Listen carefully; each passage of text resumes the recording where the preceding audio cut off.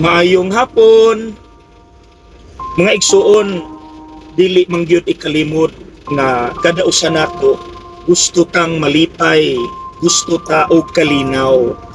Mauna nga bisan unsa nalay atong buhaton aron makab-ot nato ang kalipay o kalinaw nga atong gipangita sa kinabuhi. Ang uban maghimo maayo, ang uban unfortunately maghimo og dili maayo, bisan kabalo sila nga sayop ilagyapong buhaton kay gusto laging malipay.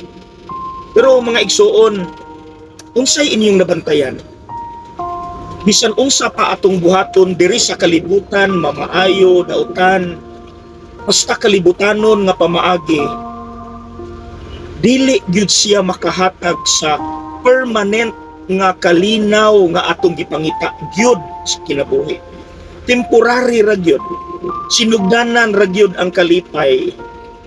Mga igsuon na ako'y kaila, kabalo ko milyonaryo sila, dato kaayo, naay sakit, niadto sa parokya nagpadihog, nganong dangup man sila sa Ginoo nga they can use the money they have.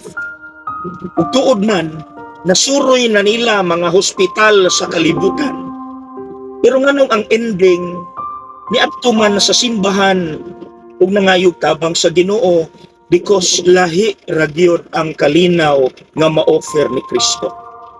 Kay kana bang bisag naa pa kay sakit, basta naa nimo ang kalinaw ni Kristo, naa ang kalinaw sa imong kasing-kasing. Tungod kay kabalo ka nga dili ka pasagdan, naa ang Dios, naa siya mag-atiman nimo, dili kaniya biyaan. Mauna ang kalinaw ni Kristo, mauna ang epekto. Mauna mga igsuon, yes, lisod kaayo ang paghigugma. Lami ra na istoryahon, pero lisod na i-actualize. Yes, lisod ang pagkamatinud-anon or faithfulness sa imong bana o sawa o sa imong commitment karon. Yes, lisod ang pagbalibad sa sala kay lami kay offer sa yawa.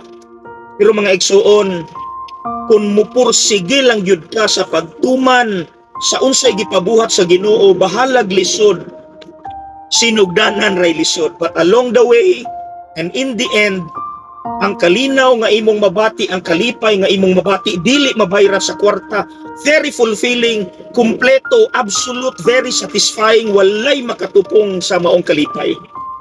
Sige gani. God bless.